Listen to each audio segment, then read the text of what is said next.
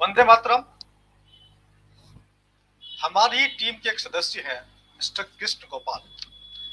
उन्होंने एक आरटीआई लगाई और आरटीआई में सवाल पूछा था, who is the central government, is it different from the government of India. ये आरटीआई और जो जवाब मिला वो जवाब अत्यंत ही चौंकाने वाला जवाब मिला। ऐसा जवाब जिसकी उम्मीद देश में किसी व्यक्ति को नहीं होगी। इस देश का प्रत्येक व्यक्ति उस जवाब को सुन करके बहुत चक्का रह जाएगा। उसके पहले हम समझते हैं ये सेंट्रल गवर्नमेंट का लफड़ा क्या है। ये देखिए, ये आपके सामने एक नोट है और इस नोट में आप देखेंगे 200 रुपए का नोट है और यहाँ पर लिखा हुआ है reserve bank of the India. जहां पर लिखा है उसके ठीक नीचे लिखा हुआ guaranteed by the central government. ये आपके सामने एक 20 रुपए का नोट है। यहाँ भी जहां पर reserve bank of the India लिखा हुआ है, हिंदी और इंग्लिश दोनों में, हिंदी में लिखा हुआ है भारत सरकार द्वारा प्रत्याभूत और इंग्लिश में लिखा हुआ है guaranteed by the central government. मैं आपके सामने इमेज को अच्छे से दिखा देता हूँ। ये देखिए, ये 200 का नोट है और यहाँ लिखा हुआ केंद्रीय सरकार द्वारा प्रत्याभूत और guaranteed by the central government, और यहाँ पर लिखा हुआ है, आपके समझ लीजिए, भारत सरकार द्वारा प्रत्याभूत। केंद्रीय सरकार, सॉरी, भारत सरकार नहीं, केंद्र सरकार। केंद्रीय सरकार मतलब सेंट्रल गवर्नमेंट। और इस आरटीआई का जवाब आरबीआई ने, reserve bank of the India ने क्या दिया, ये देखिए, ये इसका जवाब है। सवाल है, who is the central government, is it different from the government of the India. जवाब जो दिया आरबीआई ने वो दिया, information sought is not available with RBI. इसका मतलब ये हुआ है कि आरबीआई को ये पता नहीं है कि सेंट्रल गवर्नमेंट कौन है। और दूसरी तरफ आरबीआई ये कहती है कि आपके जितने भी नोट है, इन नोट की गारंटी सेंट्रल गवर्नमेंट लेती है। ये देखिए, आरबीआई कहती है कि समस्त नोटों की गारंटी सेंट्रल गवर्नमेंट लेती है, 1 रुपए के नोट को छोड़ करके, क्योंकि वो तो सेंट्रल गवर्नमेंट ही प्रिंट करती है उसको। तो ये कहना है, आरबीआई का ये कहना है कि उनके पास कोई जानकारी नहीं है कि सेंट्रल गवर्नमेंट कौन है। तो फिर आरबीआई किस बिहाफ पे नोटों पर लिख रही है कि भैया इसकी गारंटी सेंट्रल गवर्नमेंट लेती है। बहुत बड़ा मसला है, बहुत बड़ा मामला है। भारत के एक एक नागरिक तक ये जानकारी पहुंचनी चाहिए कि आरबीआई को पता नहीं है कि सेंट्रल गवर्नमेंट कौन है, और वही सेंट्रल गवर्नमेंट जिसके बारे में पता नहीं है, वही आपके समस्त नोटों की गारंटी भी ले रहा है। अब बात करते हैं एक और महत्वपूर्ण बिंदु के ऊपर, किस प्रकार से जो आपका बैंक अकाउंट होता है, बैंक अकाउंट में जो पैसे जमा होते हैं।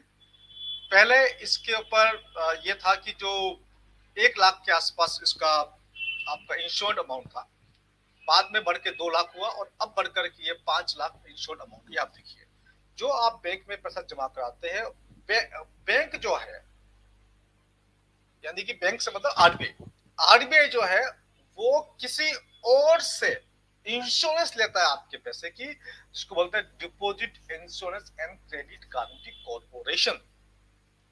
और यहाँ पर भी 5 लाख रुपए का इंश्योरेंस है।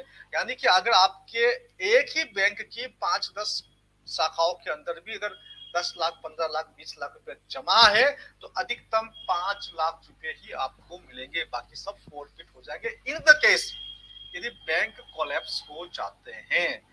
तो ऐसी स्थिति में आपके सामने ये 5 लाख से अधिक पैसे नहीं मिलेंगे। अब बैंक कोलैप्स क्यों होता है, इस बुक को पढ़ते हैं।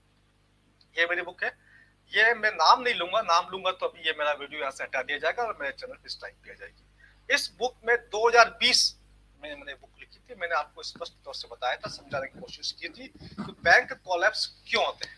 ये बैंकिंग घोटाला जो है 2020 जुलाई में ये बुक में लिखी है, तब से मैं आपको लगातार इसके बारे में जानकारी देते आ रहा हूँ।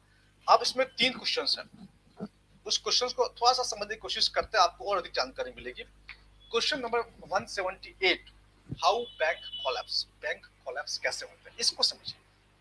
अब इसको समझने के लिए समझिए कि बैंक के पास मान लीजिए 5 लाख रुपया, हमने लिखा बैंकिंग सिस्टम जो complex system, they lend more than they have, जितना उनके पास होता है उससे अधिक ये लोग लैंड करते हैं, उधार देते हैं।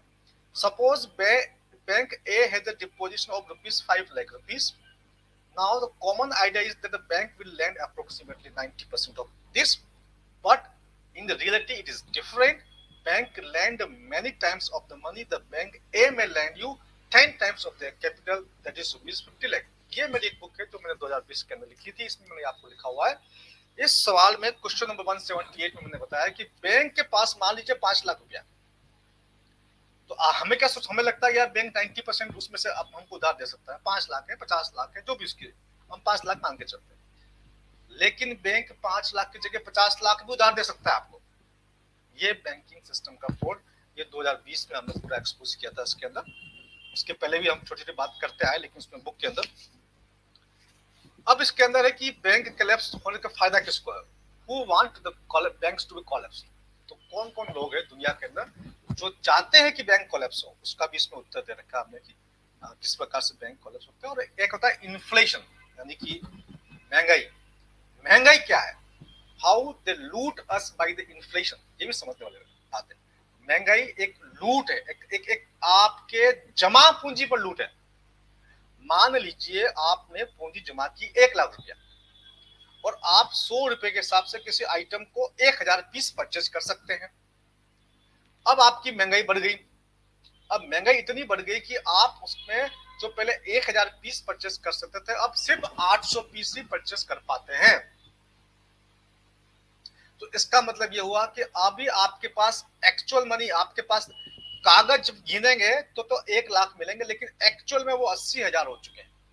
अगर आपके पासबुक में भी है या बैंक में भी है तो 1 लाख तो दिखाएगा, या आप नोट गिनेंगे 1 लाख दिखाएगा, पर एक्चुअल में वैल्यू उसकी 80,000 हो चुकी है।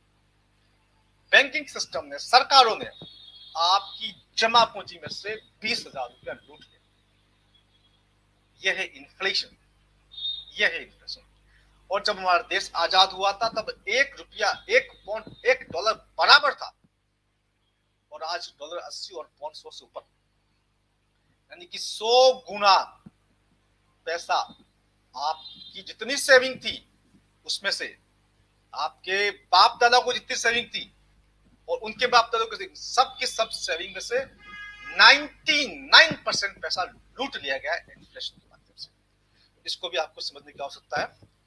तो फिर से एक बार फिर मैं आपको बता दूं कि किस प्रकार से हमारे एक सहयोगी है मिस्टर कृष्ण गोपाल, उन्होंने आरटीआई लगाई, who is the central government, is it different from the government of the India. जवाब आरबीआई ने दिया कि information sort is not available with RBI, RBI के पास ऐसी कोई जानकारी नहीं है। और दूसरी तरफ जितने भी हमारे नोट हैं उन सब नोटों के ऊपर सेंट्रल गवर्नमेंट, वही सेंट्रल गवर्नमेंट जिसके बारे में जानकारी नहीं है, वो ही गारंटी ले रही है। तो देश के साथ, आप लोगों के साथ, देश की जनता के साथ बहुत बड़ा गहरा षड्यंत्र पिछले कई सैकड़ों वर्षों से चलता आ रहा है। मैंने अपना काम किया है, आधा काम मेरा, आधा काम आपका है। अधिक से अधिक लोगों को जगाने की जिम्मेदारी आपकी है। अधिक से अधिक लोगों तक पहुंचिए, उन्हें समझाइए, उन्हें बताइए कि उनके साथ क्या हो रहा है। जय हिंद, धन्यवाद।